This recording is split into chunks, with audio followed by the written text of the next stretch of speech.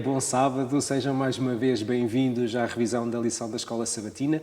Espero que todos aqueles que nos estão a acompanhar em casa se sintam bem, que esta tenha sido uma semana boa na companhia de Deus e neste momento estou aqui com o Richard para juntos conseguirmos falar um pouco deste novo tema, deste tema que estamos a iniciar este trimestre, que é o Evangelho de João.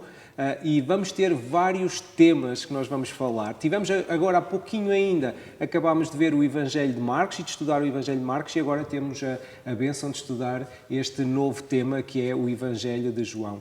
Antes mesmo de nós iniciarmos a nossa revisão, eu ia-vos convidar para fazermos uma pequena oração. Querido e bondoso Pai, graças te damos, Senhor, por podermos estar agora aqui juntos a rever a Tua Palavra, a estudar aquilo que Tu deixaste para nós através dos Teus discípulos, neste caso através de João. Obrigado, Senhor, por todas as mensagens que Tu nos deixaste, que nos dão conforto, que nos guiam e nos dão esperança no nosso caminho de vida diária. Obrigado pela pessoa de Jesus, porque através do Seu sacrifício nós temos acesso à vida eterna. E temos acesso, Senhor, agora aqui já a uma vida consagrada para podermos estar ao seu lado um dia mais tarde. Vem agora ser connosco, que o Teu Santo Espírito venha conduzir este debate e que tudo o que seja dito seja para a Tua honra e glória. É o que Te pedimos e agradecemos em nome e por amor de Jesus. Amém. Ora, então, de facto, nós temos um evangelho diferente, Richard. Vamos começar com o Evangelho de João, um evangelho bastante diferente, fazendo aqui o enquadramento. Temos Marcos, Mateus e Lucas, são considerados os evangelhos sinóticos, aqueles que são, entre si, têm uma estrutura, uma temática, uma forma de abordar o ministério de Jesus de uma forma mais semelhante, mas João parece-nos aqui com um propósito diferente. Parece-nos um evangelho e ele próprio acaba por dizer que ele tem um propósito específico para o apresentar. E não sou eu que o digo, é o próprio João, e vamos abrir aqui rapidinho. Logo no primeiro capítulo e no primeiro versículo de João, nós vamos conseguir perceber que existem aqui algumas diferenças interessantes. João começa logo por afirmar uma coisa extremamente importante, que é mostrar a divindade de Jesus, mostrar que Jesus estava no início de tudo, porque ele refere em João 1:1, diz, no princípio era o Verbo, e o Verbo estava com Deus, e o Verbo era Deus. Ele estava no princípio com Deus, todas as coisas foram feitas por meio dele, e sem ele nada do que foi feito se fez. Nele estava a vida, e a vida era a luz dos homens, e a luz resplandece nas trevas, e as trevas não prevaleceram sobre ela. Ora, nós sabemos que este verbo se refere especificamente a Jesus Cristo, e se nós formos ao final do livro de João, e a dois sítios específicos, se formos ao versículo 20, ao capítulo 20 e ao versículo 30, nós vamos ler que Jesus diz: Jesus operou na presença de seus discípulos muitos outros sinais miraculosos que não estão escritos neste livro. Estes, porém, foram escritos para que creiais que Jesus é o Cristo, o Filho de Deus, e para que, crendo, tenhais vida em seu nome.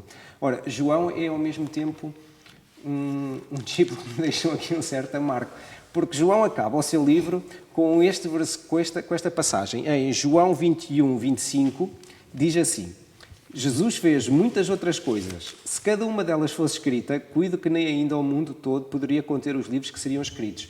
Ora, eu não perdoo muito a João, porque eu queria saber muito mais do que é que foi escrito, porque ele teve a oportunidade de poder conviver com Jesus e ele diz mesmo que muitos outros sinais foram feitos por Jesus, muitas outras coisas foram feitas e nós que gostamos de saber, não conseguimos saber que coisas foram estas. Um dia perguntamos-lhe. Exatamente. Entretanto, esta é de facto a diferença, ou pelo menos o aspecto essencial que o próprio João diz que o seu Evangelho vem falar da divindade de Jesus, vem falar sobre que Jesus é verdadeiramente o Messias, que é importante nós crermos nele e que crendo nele, então teremos um dia vida eterna. Por isso é que o nosso título é Sinais que indicam o caminho, sendo que o caminho aqui aparece com um C maiúsculo, que significa que nós estamos a falar daquele que se identifica a si próprio como o caminho. E neste caso estamos a falar de Jesus Cristo, não é? Correto. Sim, eu gostava só de fazer aqui mais o realce de mais 2 ou 3 tópicos em relação à diferença entre João e aos primeiros 3 evangelhos. Se nós olharmos os primeiros 3 evangelhos, nomeadamente se formos ler, por exemplo, Mateus capítulo 1, versículo 1, vemos que o objetivo do autor é fazer uma genealogia de onde é que viria, de onde é que nasceria Cristo. Depois, os outros dois evangelhos, juntamente com Marcos, o que eles procuram fazer é, digamos, uma biografia da vida de Cristo. João não, João procura ir mais longe. João procura mostrar, de facto, quem é Cristo, que é o Messias, é exatamente assim que ele começa no capítulo 1, versículo 1. João procura também mostrar-nos que, através da realização dos vários milagres que Jesus efetuou, que Jesus tinha, de facto, poder divino. Exatamente. Okay? E mostra-nos também, ao longo do seu livro, o caminho para a vida eterna. Estes são, talvez, três dos aspectos fundamentais que o livro de João tem e que nós devíamos salvaguardar. Porque João mostra-nos ainda uma outra coisa que os outros evangelhos não mostram, que é, João faz referência ao Jesus como, não só como o Messias, mas foca muito e dá muita ênfase a Jesus como ser humano. Exatamente. Okay? E porquê é que isto é importante? Porque para nós é importante percebermos que Jesus, apesar de, e coloco isto entre parênteses ou entre aspas, apesar de ser o Filho de Deus, apesar de ser Deus, ele quando viveu nesta terra, viveu como um ser humano igual a qualquer um de nós. Passou fome, chorou, teve alegrias, teve angústias.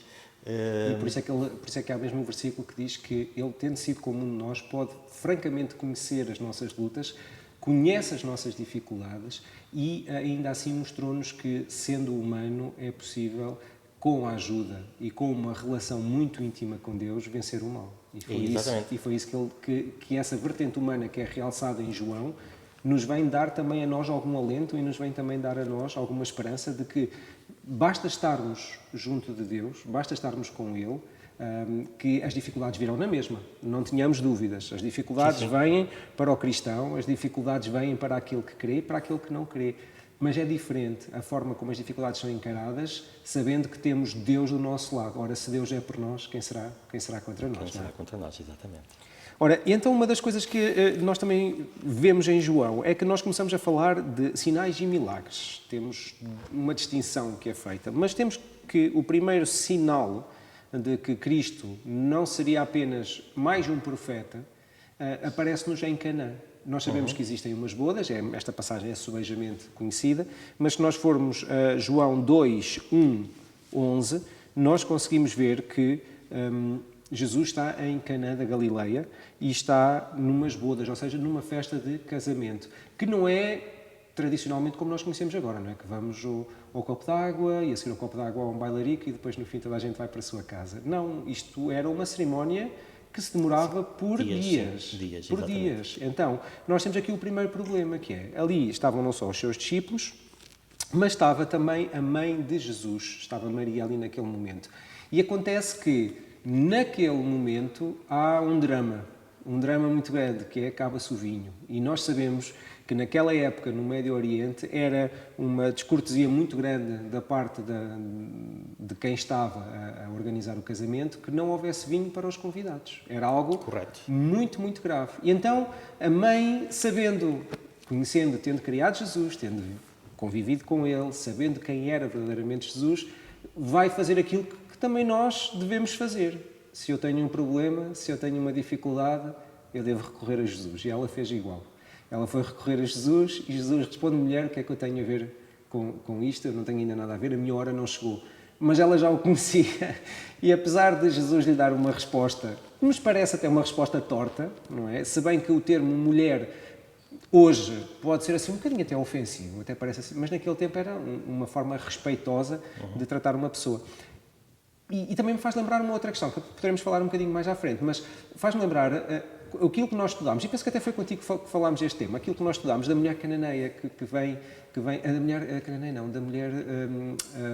da mulher que vem com Jesus e que diz, e que vem a pedir, em Marcos, nós já abordámos isto em Marcos, e que vem a pedir uma migalhinha para os seus filhos. E Jesus também lhe dá uma resposta um bocadinho torta, mas depois concede-lhe o seu milagre, da mesma forma que vai conceder agora à Maria este mesmo milagre.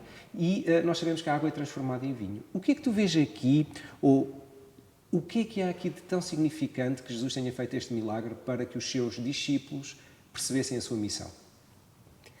Ora bem, eu gostava de fazer mais um parênteses em relação à tua pergunta. Em primeiro lugar, dizer o seguinte: Jesus, quando diz à sua mãe, mulher que tenho eu contigo, de acordo com alguns eruditos que foram mais a fundo nestas questões, eles consideram que quando Jesus respondeu desta maneira, estaria também a querer dizer à sua mãe: alto, eu sou Jesus, eu tenho autoridade e eu é que decido a que tempo é que as coisas vão acontecer. O mesmo acontece quando ele diz, logo a seguir, ele diz, mulher que tenho eu contigo, e depois ele logo diz a seguir, ainda não chegou a minha hora. O que é que ele quer dizer com isto? Ainda não, de acordo com Jesus e com o seu timing, digamos assim, para ele ainda não era a hora de se expor. Ele não se queria expor ainda e mostrar toda a capacidade, pronto, todo o seu poder e toda a sua divindade, apesar de ser um ser humano. Agora, foi-lhe feito um pedido. Jesus responde torto, não é? Dá a ideia que não queria, mas logo a seguir executa. Executa, exatamente. É? A semelhança da outra... Da mulher sirofenícia. Era o que eu me queria lembrar e há bocadinho estava-me a falhar o termo. Exatamente. Obrigado. O mesmo aconteceu, não é? Primeiro dá-se uma resposta a dizer que as migalhas dão-se aos cães. Exatamente. É? E logo a seguir ele executa o milagre. Ok? Agora, existe aqui, ainda antes de responder a essa questão, eu gostava de fazer só aqui uma ressalva, não sei se irias tocar nisto um pouco mais à frente ou não, na diferença entre a palavra milagre e a palavra sinal. Sinal, sim, iríamos falar, mas sim, força. Posso? Se faz favor. Pronto. A palavra milagre, em si, no seu original, ela vem da palavra miraculum, ok? Que quer dizer tudo que tenha proveniência de algo divino, ou, como está escrito no manual que estamos a estudar, de algo sobrenatural. Exatamente. Por sua vez, no grego, quando nós procuramos as palavras que dão origem à tradução milagre, há duas palavras que dão origem à tradução milagre. Tenho que ir aqui à minha cábula, porque claro que sim. Já não me recordo. Uma dessas palavras é dunamis, okay? Que significa literalmente poder, que é dessa palavra que deriva depois a palavra dinamite, dinâmica, por aí fora, ok? E nós aqui podemos ver o poder de Deus, por exemplo, quando da criação, em que Deus diz, faça-se isto no dia 1 e foi feito, faça-se isto no dia 2 e foi feito, e por aí fora. E depois temos outra palavra cuja tradução também dá origem à palavra que nós conhecemos como milagre, que é simeon, que quer dizer literalmente sinal. Okay? E nesta palavra, ao contrário de dunamis, onde nós podemos encontrar o poder de Jesus, nós nesta vamos encontrar a autoridade de Jesus. Que são coisas que podem parecer que são iguais, que são sinónimas, mas não são. Uma coisa é ter poder, outra coisa é ter autoridade. Porque só tendo autoridade, e só Jesus tendo a autoridade que vem de Deus, do Pai, ele próprio afirma isso, e nós vamos ver em João que ele diz: eu faço aquilo que o Pai me dá para fazer. Exatamente. E o meu poder deriva diretamente de Deus, a minha autoridade deriva de Deus. Exatamente. Apesar de ter peço desculpa, agora perdi-me no raciocínio. Jesus, quando executa os milagres, ele tem poder. Não é? Há milagres em que ele tem poder e há outros milagres em que ele tem autoridade, e agora já me recordo o que é que ia para dizer, e só tendo esta autoridade é que ele então teria associado a esta autoridade poder para poder, por exemplo, expulsar demónios. Sim. Okay? Por isso é que Jesus, inclusive, é confrontado com esta situação de que ele estava possuído por Beelzebul, por exemplo. Exatamente. E Jesus responde: como pode então Satanás expulsar-se a si próprio? Exatamente. Pronto. E por isto é que existem estas duas palavras que dão origem à nossa tradução milagre, e algumas vezes estamos perante um milagre que revela o poder, e outras vezes perante um milagre que revela a autoridade de Jesus. E nós, ao vermos aqui este milagre em específico, esta situação em específico, nós conseguimos, e a nossa lição aponta-nos para uma analogia que tem a ver com Moisés. Relativamente a que Moisés também libertou o povo da escravidão através de grandes sinais, através de grandes milagres, através de grandes manifestações. Podemos, de facto, dizer que foi com um poder que não era dele, que foi-lhe dado por Deus, mas com esse poder que lhe foi dado, ele conseguiu realizar todos estes milagres, todas estas manifestações grandes. E uma particular tem a ver com a questão da praga em que transforma o Nilo em sangue, que poderá ser uma analogia que nos é feita na nossa lição, em que nos diz que a água também se transforma em vinho, a água incolor transforma-se na cor de sangue, e nós sabemos a simbologia que o sangue tem na Bíblia, o sangue de Cristo. Nós sabemos que é aquele que nos concede a redenção. Então nós podemos perceber também que pelo facto desta água estar nas talhas de purificação, então nós conseguimos fazer a analogia de que Cristo vem também para nos dar, através do seu sangue, através da água viva que ele tinha e através do seu sangue, dar-nos a salvação e libertar-nos também, tal como Moisés libertou o povo da escravidão. Jesus tem como função, e João quer ressalvar isso, função libertar-nos do pecado, do poder que o pecado tem sobre nós, quer libertar-nos dessa maldição. E isto é interessante ver que João continua não só preocupado com a questão dos milagres, é algo que ele tem, dos sinais, é algo que ele tem uma preocupação grande, porque logo a seguir ele vai relatar um segundo sinal. Ele vai relatar um segundo sinal e vai falar de um segundo sinal na Galileia, novamente. Então, o que nos acontece é que se nós formos a João 4, 46 a 54, nós vamos ver que existe uma relação estreita e ele faz questão de dizer, neste segundo sinal, ele diz: segunda vez foi Jesus a Caná da Galileia, onde a água fizera vinho.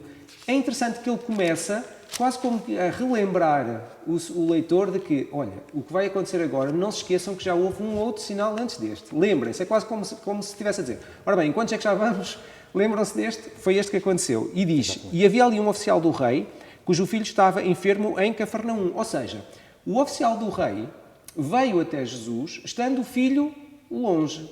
Não trouxe o filho consigo para Jesus curar. É interessante nós pensarmos nesta questão. Ele provavelmente iria buscar Jesus para ir até sua casa, para depois então curar o menino. Mas ele dirige-se diretamente à Galileia, estando em Cafarnaum, e diz: ouvindo este que Jesus vinha da Judeia para a Galileia, isto já no versículo 47, foi ter com ele e rogou-lhe que descesse e curasse o seu filho, porque já estava à morte.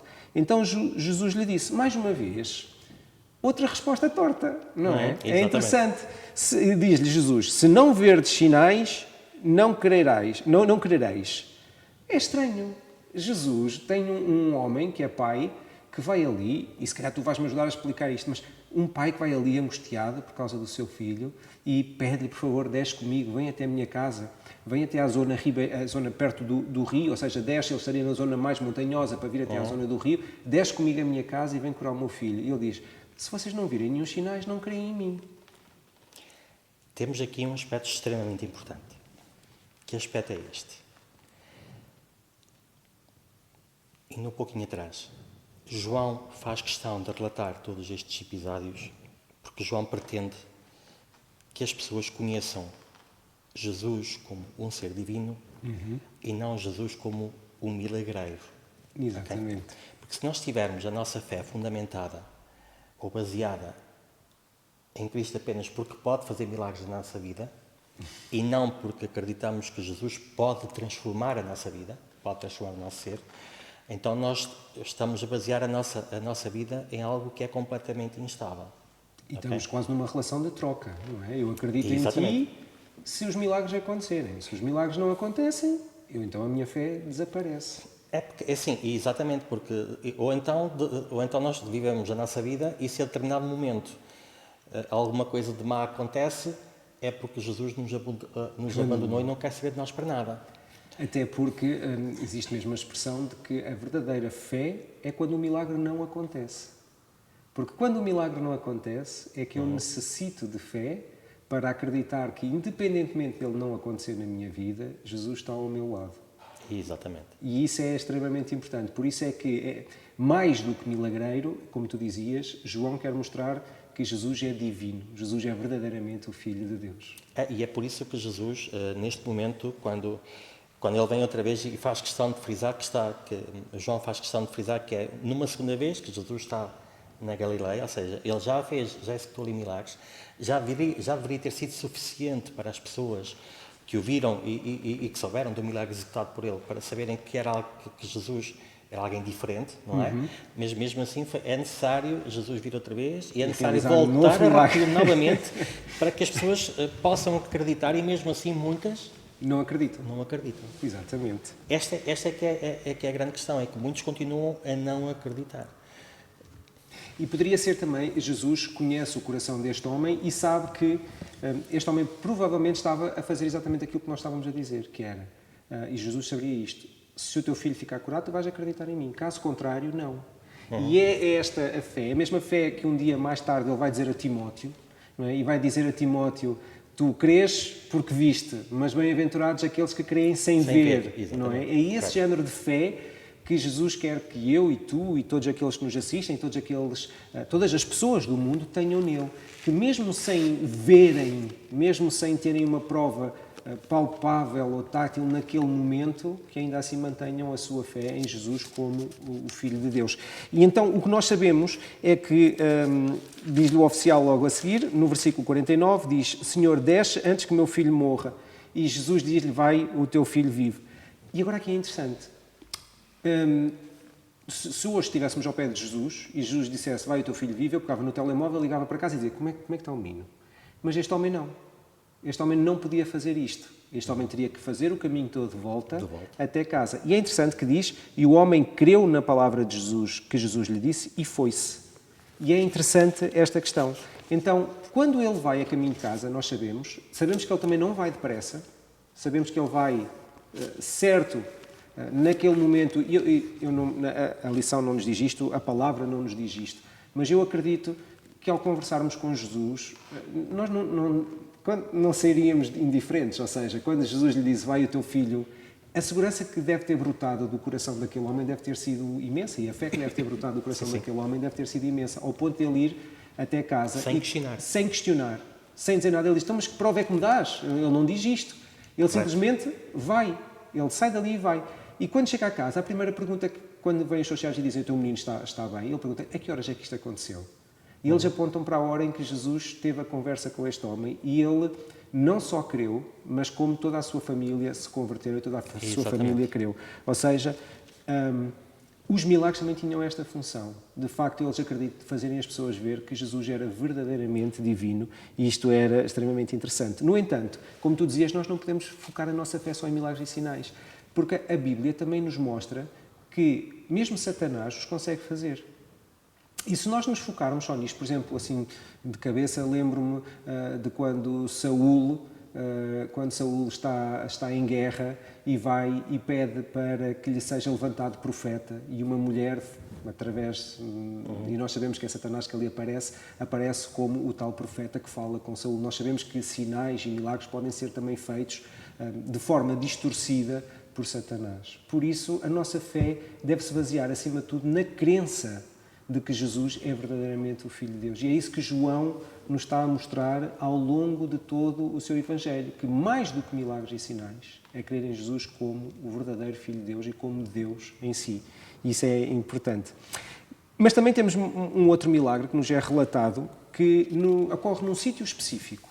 Ocorre à beira de um tanque, em Betesda. E nós sabemos que nesse tanque, só para dar algum contexto, o Betesda tem origem aramaica. Fui pesquisar e diz-nos que é Casa da Misericórdia ou Casa da Água que Flui.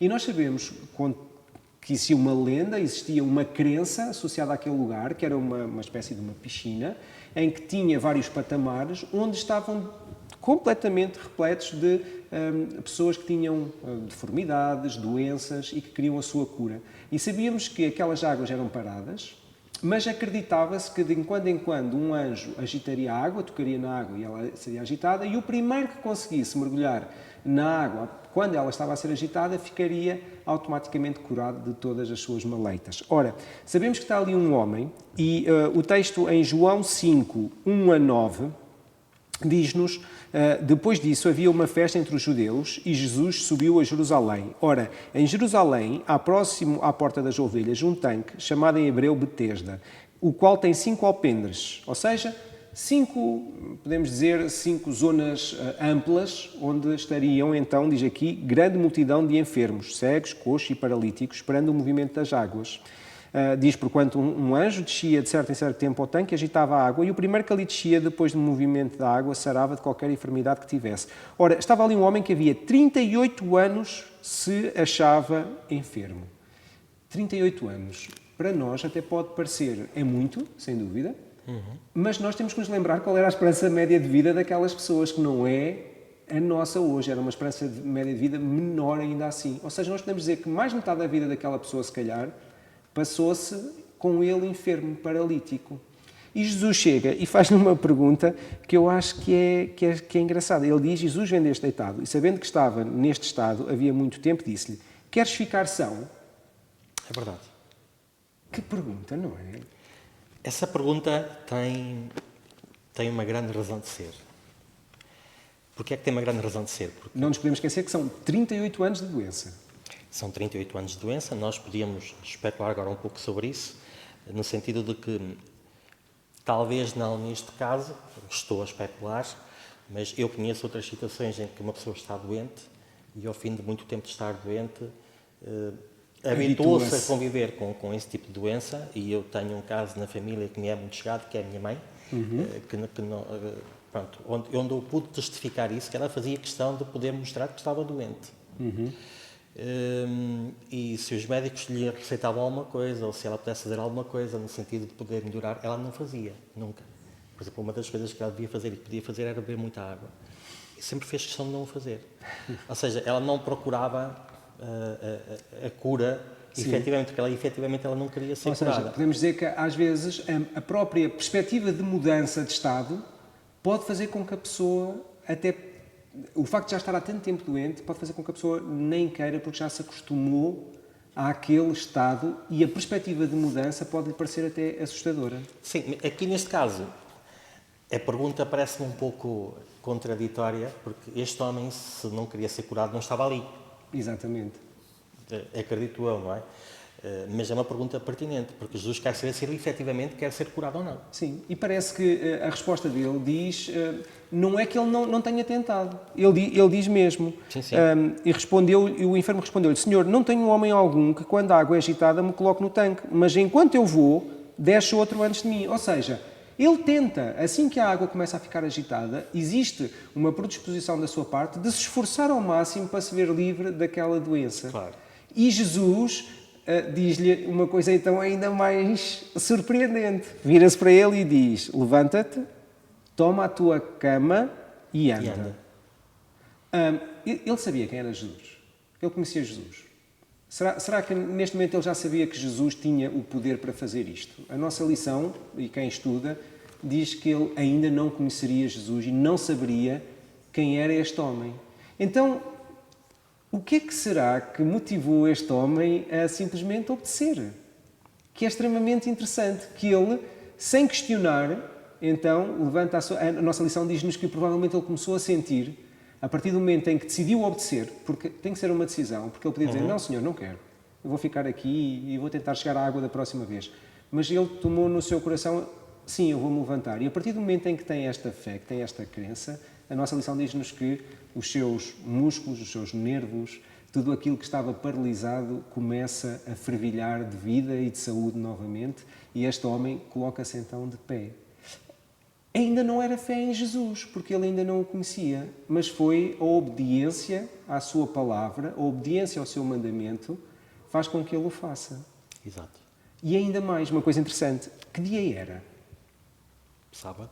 Sábado. Ele sabia que não podia, aqui perante os fariseus, e nós vamos ver isto mais à frente, havia duas oposições ao que estava a acontecer. Não só Jesus, por um lado, estar a curar num dia de sábado, que só era permitido se fosse uma questão emergente. Exatamente. Não é? E há quanto tempo é que aquele homem estava assim? Há 38 anos. Podia esperar mais um dia. Mas aquele homem fez uma coisa que também não era permitido. Carregar a sua própria cama. Carregar a sua própria cama, andar com ela num dia de sábado, não era permitido. Agora, deixa-me dizer-te uma coisa que é interessante. Jesus estava a desobedecer, estava automaticamente a desobedecer às leis apenas porque sim, ou porque queria mostrar aqui uma questão ainda maior. Sim, eu julgo que aquilo que Jesus estava a querer mostrar naquele momento é que mais importante do que obedecer ou seguir tantas regras, regrinhas e aspectos que foram colocados no dia-a-dia, não eram importantes. Não eram importantes. O mesmo se passa com aquilo que eu dizia há pouco. Também não devemos gerir ou guiar a nossa vida com a base de que queremos seguir um Jesus que é milagreiro. Okay? Jesus queria mostrar aqui, queria provar aqui que era importante que este homem pudesse ser curado. Era importante que este homem pudesse... Porque é algo de facto sobrenatural, aquilo que aconteceu com este homem. Só Jesus para fazer algo desta natureza, porque... Deixa-me só dizer isso. Sim. Porque um homem que não caminha há 38 anos, as suas pernas não existiam, devia ser só pele e osso, absolutamente. Como é que um homem que só tem pele e osso nas suas pernas, de repente se levanta e anda? Okay? É de facto preciso ter muita coragem para o fazer.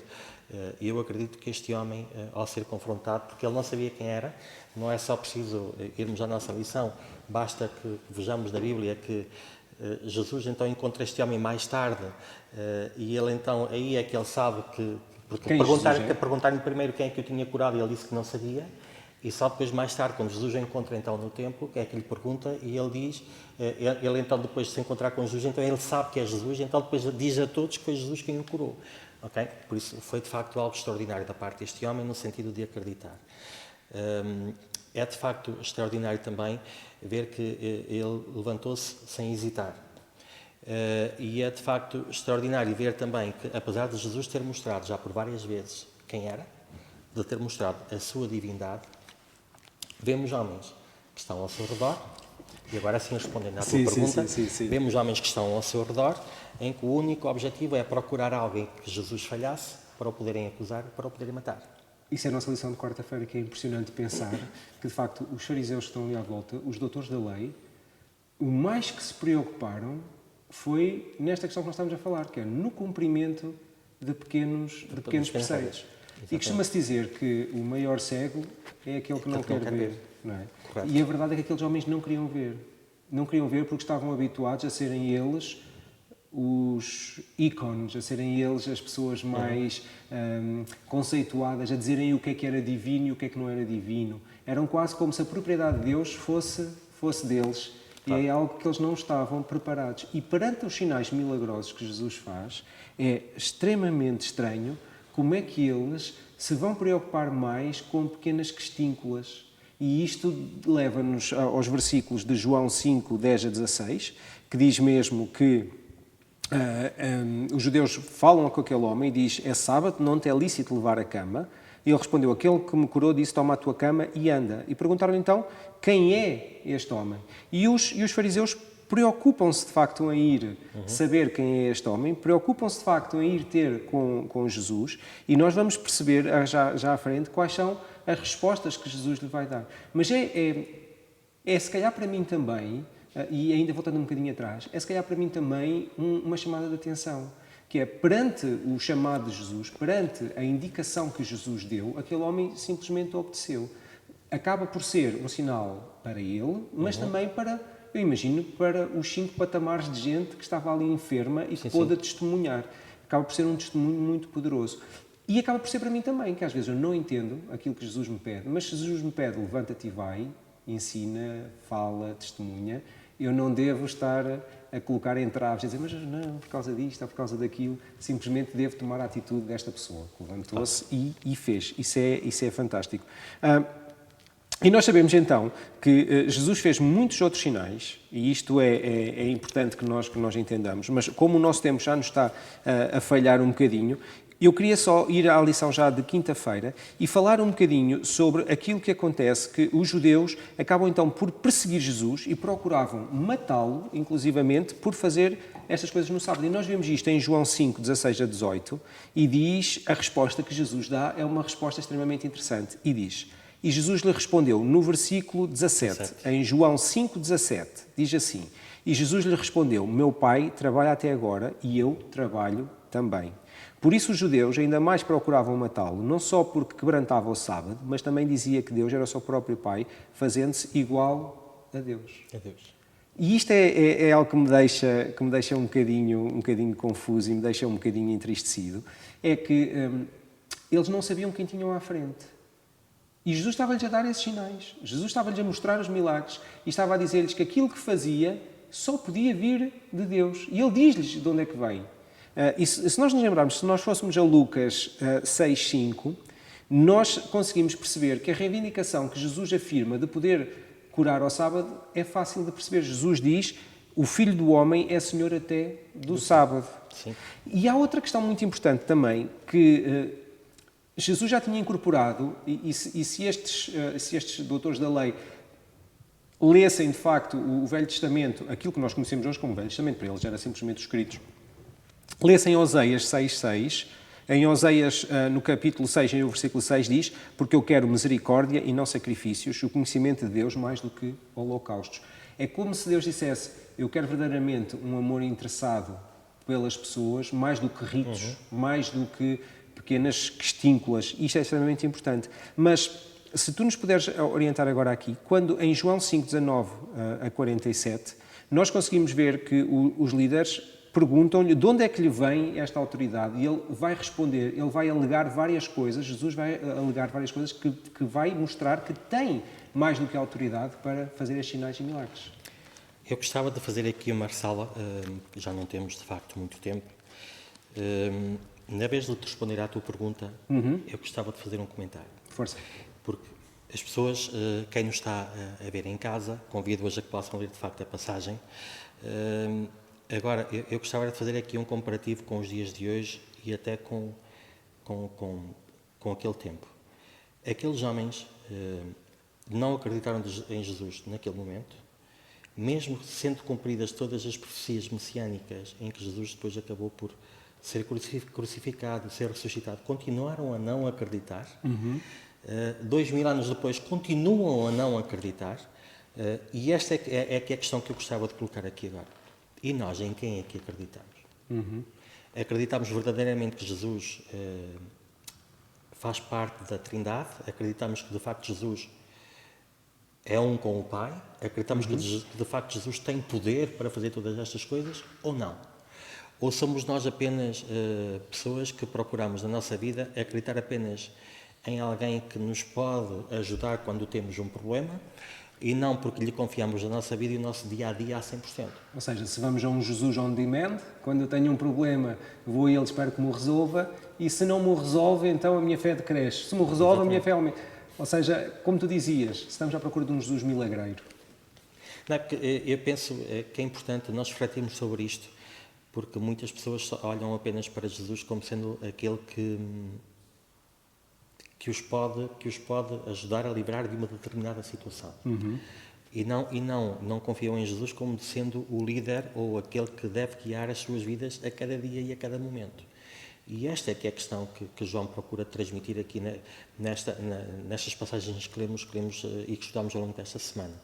É mostrar-nos que, de facto, Jesus é alguém que se preocupa connosco, é, de facto, mostrar-nos que Jesus, de facto, tem poder, é mostrar-nos que, de facto, Jesus é o Messias, é mostrar-nos, de facto, que Jesus é aquele e é o único que nos pode levar até à vida eterna. E estas são as questões que é a mensagem que deve ficar gravada na nossa mente depois de termos estudado esta lição. E a outra pergunta que deve ficar também é: sou eu como os fariseus? Ou sou eu verdadeiramente um seguidor de Cristo?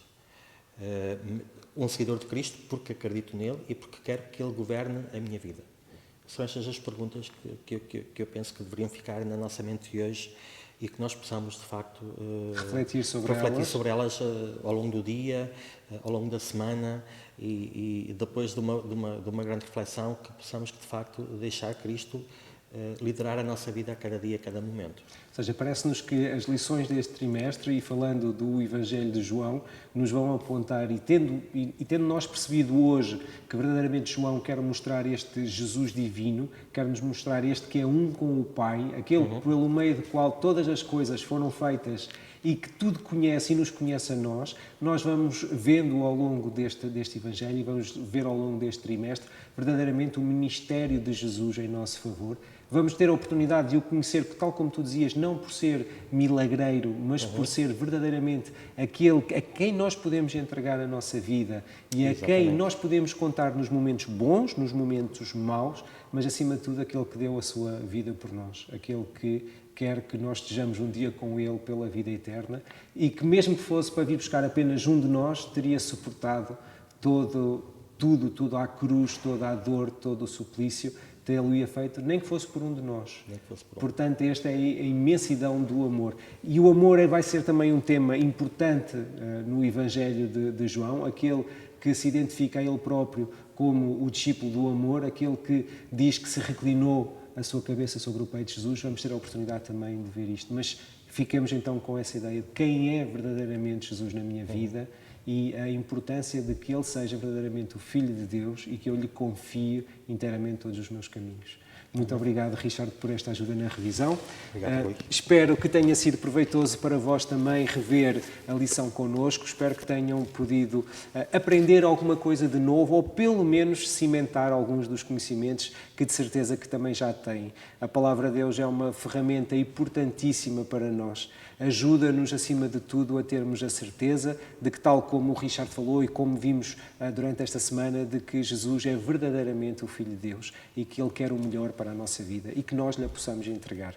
Espero que tenham uma boa semana e encontramos-nos no próximo sábado para rever mais um dos temas deste Evangelho de João. Muito obrigado.